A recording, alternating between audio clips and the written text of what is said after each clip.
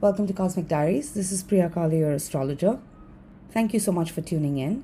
And we're looking at the astrology from May 20th all the way to the new moon in Gemini on the 30th of May. Change is in the air now. We've just passed the Scorpio full moon and total lunar eclipse, and we're moving through the waning cycle of the moon to the Gemini new moon, suggesting we're in a time of purging, cleansing, releasing, in the process of transformation and letting go so there can be deep renewal. Also, the sun has changed signs from Taurus to Gemini, and the energy is shifting and picking up pace. The landscape of our lives is shifting rapidly, internally as well as externally. And there are major aspects taking place between planets daily between now and the new moon, including Venus and Mars both change signs to enter their home signs respectively. So it's a busy week. So I'm going to get into the aspects day by day, starting with, as I mentioned, the sun's ingress into Gemini.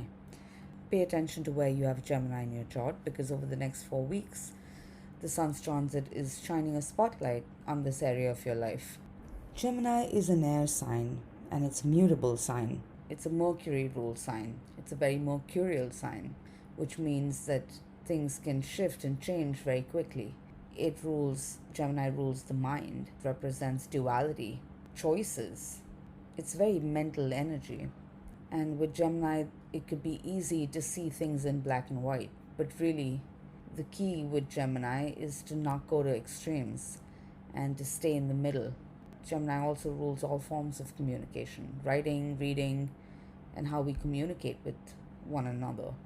So these are some of the themes that are very much being highlighted over the next 4 weeks. And especially right now as we are in this Mercury retrograde.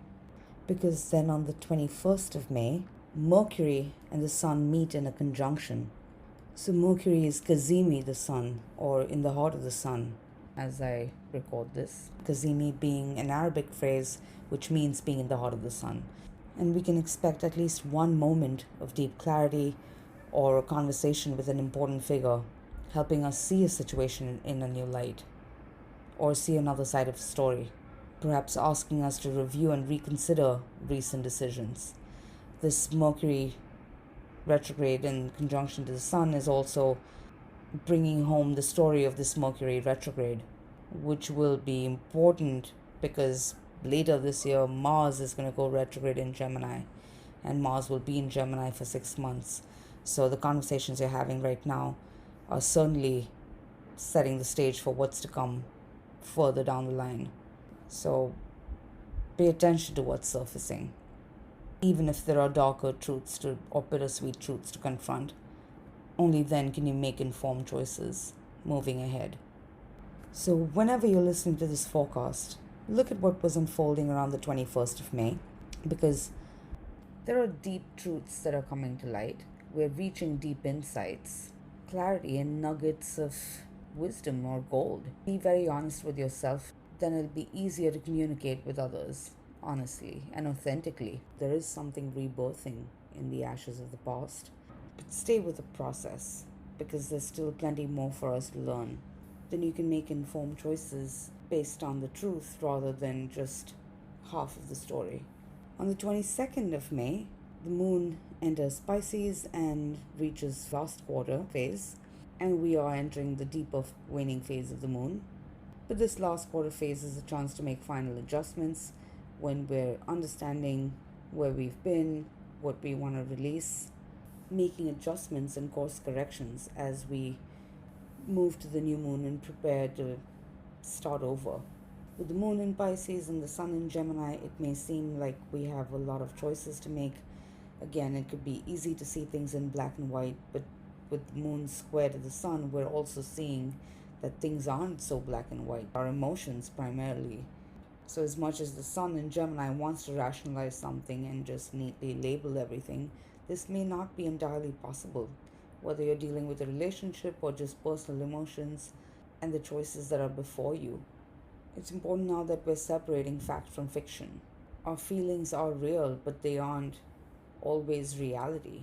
And even our scope of being able to rationalize things with the mind is limited. The mind itself is limited. So This last quarter phase really is a chance to move inward and to let go of clinging to our thoughts and ideas and allow the truth to surface from somewhere deep within us, because the truth always comes out. Wherever a situation has felt mysterious or you're facing unknown factors, allow yourself to be guided by an inner truth and be patient as more information surfaces. This is a changing landscape and things are moving pretty fast. Also on the 22nd of May, Mars is making a sextile to Pluto. Mercury makes a semi-square to Chiron, and then Mercury enters Taurus. We're learning information, or there are sharp insights coming through, but with awareness, we can open the space for healing and let go of the thoughts and ideas and beliefs that prevent us from finding healing and wholeness within. On the same day, Mercury then re-enters Taurus, inviting us to be more pragmatic and thoughtful and really dig deeper for the truth and to find what's valuable to us. Because on the same day, Mars makes a sextile to Pluto, and this is a very transformational aspect.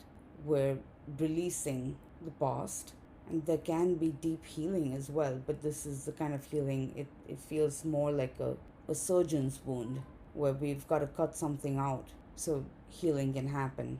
And I'm not suggesting that you cut anyone or anything off, but this is a chance to cut away our own toxic patterns or unhealthier patterns that prevent our progress, especially any with Pluto and Capricorn. This is a breakdown of old boundaries and structures that no longer work, as well as cutting through ancient conditioning that has shaped and molded us into who we are today.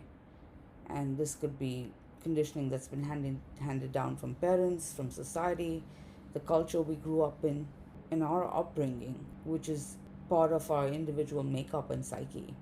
To find renewal, because Mars is now in Pisces and about to enter Aries, which is its home sign and the first sign of the zodiac. So this is a chance for a rebirth, a very powerful rebirth. Mars is also the ruler of the recent full moon and lunar eclipse in Scorpio. So think of this as a powerful resurrection, the process that we're under. And as much as it may be playing out externally with situations and things that need to be let go of, really with Mars it's personal. So there's something shifting deep within your psyche now. And it's a chance to unburden yourself from the past and to let go of bondages that really hold you back. Then you can deepen connections as you move from a place of greater authenticity rather than putting up a facade of how you think you're expected to be. And there's also a chance to move beyond your illusions of how you think the world is, or what it means to be successful, or what failure means, and to recognize that life ultimately is an experience and nothing really lasts forever. Everything material is transient. It's how we grow and learn and evolve from each experience that really matters. Then on the 23rd of May, the Sun sextiles Jupiter, Mercury sextiles Mars. Mercury had made a sextile to Jupiter just after the full moon and lunar eclipse. So with the Sun now sextile Jupiter, this is a continuation of the story. We're being called to take a leap of faith. We're making new discoveries. There's a sense of hope and optimism in the air. And there could be new adventures that we're being called to. But Mercury is now retrograde in Taurus, making a sextile to Mars. So we're also discovering the underlying layers of a situation. There could perhaps be detours or then second chances. And we're seeing greater potential in situations where we first thought we'd touched rock bottom. With the Sun sextile to Jupiter, it's important that we're being wise and philosophical. And there's a need for greater self-awareness because Jupiter is now in Aries. And Mars, the ruler of the recent eclipse in Scorpio, is about to change signs into Aries as well. Mars is now at the end of its transit in Pisces. So we're seeing a deeper truth about our own desires and what motivates us. This is also a chance to have important conversations and learn important truths. So be willing to listen as much as you're wanting to speak and say your piece. And avoid thinking you know it all, because no one really knows it all. But if we can keep an open mind, then we can be open to making valuable discoveries, learning precious information, allowing us to then make informed choices while keeping the big picture in mind. Whatever unfolds, remember, gratitude is the highest vibration in the universe, is said to be the highest vibration in the universe. So be grateful for what you're learning, what's unfolding. Have more faith in yourself, in others, and in the universe. And trust that the universe always has your back. Again, it will just require that we keep an open mind and also practice humility along with gratitude. The wisest are those who say they don't know, because then you can really unearth the truth, allowing you to make wise and informed choices. Perhaps review and renegotiate situations and arrangements so they work better for everyone involved, and allow you to build trust, especially where there's been a breakdown in trust. And if there is a misunderstanding, do your best to be as clear as possible in your communication. But if something seems to be just muddying the waters and making things more confusing, avoid exaggerating or blowing situations up out of proportion. And maybe the wisest thing to do would be to step away until the dust settles and there's more clarity and everyone can have a little perspective on a situation. Because then on the 24th, Venus sextiles Saturn and Mars enters Aries. So with Venus sextile Saturn, this is a stabilizing aspect. Venus is a planet of love, relationships, beauty, money, our creativity. Venus's transit to Aries is a call to greater independence and self-reliance, and to practice fearlessness and trust. As she makes a sextile to Saturn, we're learning our boundaries and our limit. There's a sense of finding support where we need it the most. But there's also a need to be open to that support and to be able to rely on that support that is present. Because Aries can be very independent energy, so it's not easy for planets in Aries to ask for help. But the aspect again is a reminder that, none of us are really independent. At best, we are interdependent creatures. And we're seeing how we are now very much connected and part of a larger network with our individual role to play. So lead with love, follow your passion, and don't be afraid to ask for support or reach for support where you need it. You'll find that it's there. Financial matters, creative matters, even relationships, there can be a sense of stabilization now. Just practice a little more detachment and humility and trust in situations, and you can learn what you can really lean on and count on for support. Once Mars enters Aries on the 24th at 7:17 p.m. in New York, this is a powerful shift in energy. Mars is at home in Aries, and where in Pisces it may have at times felt like running underwater. Our best efforts might have fallen short, or it may have felt like there are too many options to really make a clear choice or to decide what we really want to pursue. Now with Mars entering Aries, there's a sense of single-pointed focus. The energy is fiery and passionate, and Aries is a fire sign. Mars is the ruler of Aries. Mars is a very hot and fiery planet with the sun in Gemini. Gemini is an air sign, so air and fire. These signs can get along well like a house on fire. So our minds are racing with ideas as the sun moves through Gemini, and with Mars and Aries, there's a sense that we know what we want and we're going to go after it. Again, it's just important that we're remaining centered and authentic and trusting ourselves and our own capabilities. We're never given more than we can handle, and even if something seems like a challenge, trust this is your challenge to rise to. Recognize that you're working with a lot of fiery energy, and when it comes to fire, without awareness, fire can burn the house down. But with awareness, you can really get something cooking. So it's a matter of how you direct this force. And if there's any anger that's arising or heated emotions, remember to take a deep breath and have that self-awareness first, to maybe take a step back if necessary before you decide your next step. Or then you could say something or do something in the heat of the moment which you would later regret, because ultimately anger, hatred, these are all self-destructive emotions. And this is a chance to find your own agency and sovereignty, so you aren't just merely reacting to situations, but rather using the force of your will consciously to create the life that you desire. So Mars will remain in Aries until July 5th. And these are the lessons we're learning right now of being totally authentic. Certainly, Venus is still in Aries and she will change signs in a few days, but over the next few days, especially financially, in relationships, in our creative projects, we're becoming very aware of what we want and our desires and how we can move ahead to get them. So just move in awareness over the coming days and weeks, of course, while Mars is still transiting Aries. And you can make great strides towards manifesting a goal, or at least progress on your own journey of self-realization. All this said, we are still in the waning moon phase and Mercury is still retrograde. So it would be best to wait to initiate any major plans till after the new moon once Mercury is direct. For now, get aligned and get centered with yourself and your desires. You need not act on every one of them, but at least acknowledge them. On the 25th of May, Mercury makes a trine to Pluto, and both Mercury and Pluto are in Earth signs. Mercury is in Taurus, Pluto is in Capricorn, and both planets are retrograde. So a trine is a harmonious aspect, but the retrogrades are calling us to dig deep, and there could be buried information that's surfacing. We're unearthing a deeper understanding. With Pluto, there could be darker truths that are surfacing that need to be looked at.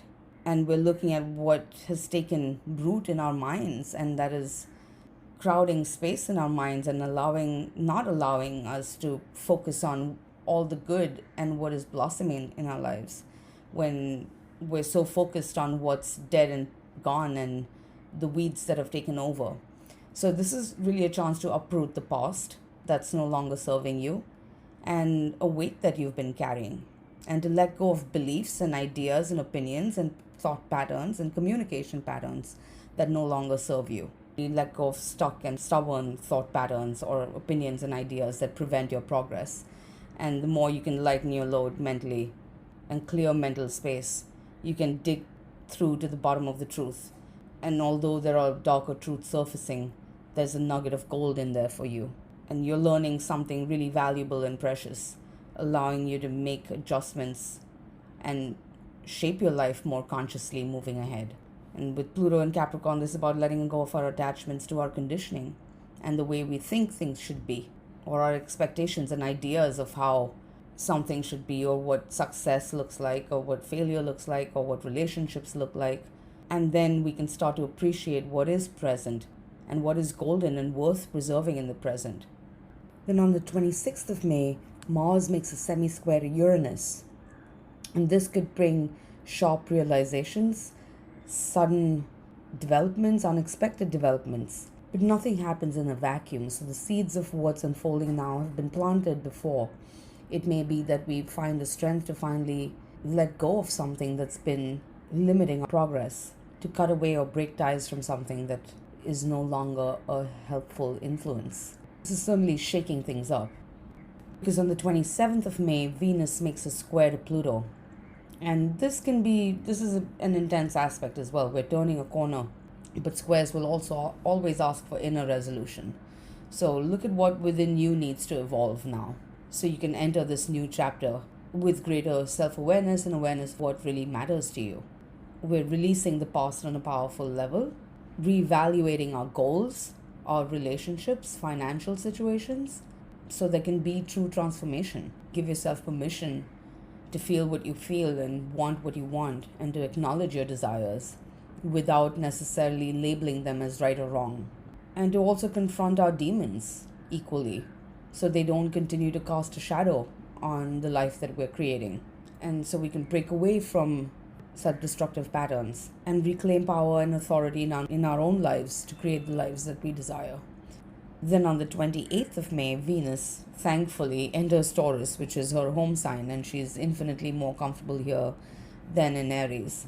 So this can be a soothing time for our heart. It's a chance to get grounded and to really enjoy life's sweeter pleasures and fleeting pleasures, to really cherish what's valuable to us in our relationships, personally, as well as in financial situations and creative situations. What you put into something is what you will get out of it. So look at where you're investing your energy now, and invest in the things that truly bring you a sense of security and well-being, and that align with your values above all. Venus transits Taurus until the 23rd of June, and this is very fertile energy, so this is really a chance to materialize our desires and, again, invest in and nurture the relationships and situations that really matter to us, and they can really bear fruit because we're just coming out of Taurus season, and with Venus now in Taurus, where we've been putting in the hard work, we can start to see the results and the fruit of our labor. We are in the balsamic phase of the moon, so we're still in this phase of clearing out before there can be renewal. So take time now to really take stock of your relationships, financial situations, all things that are dear to you, and don't be afraid to let go of anything that does not align with your values, because you're clearing space now for new growth. And then on the 29th of May, in the dark moon phase, Mars conjuncts Jupiter. And again, this is under the dark of the moon. So there's a need for deep awareness, insight, self-awareness. There are huge opportunities arising. We're making huge discoveries. And Jupiter is the planet of good fortune and abundance, benevolence. There's a need for trust and faith in ourselves and in the universe, that you have what it takes to meet a challenge. But it will also call for that self-awareness and an awareness of the greater picture, and a need wisdom, so we aren't replaying patterns. This is a chance to release old patterns so we can embody our newfound wisdom as we enter the new cycle. So pay attention to what comes up on the 29th, 28th, 29th. We are ending an old cycle, seeding a new cycle, which begins on the 30th of May. But this is about deep self-awareness of what we want and our desires, and how much potential there is still within situations and within ourselves. Finally, on the 30th of May, we arrive at the new moon in Gemini. So as you move to the 30th, consciously let go of old thought patterns, ideas, move inward.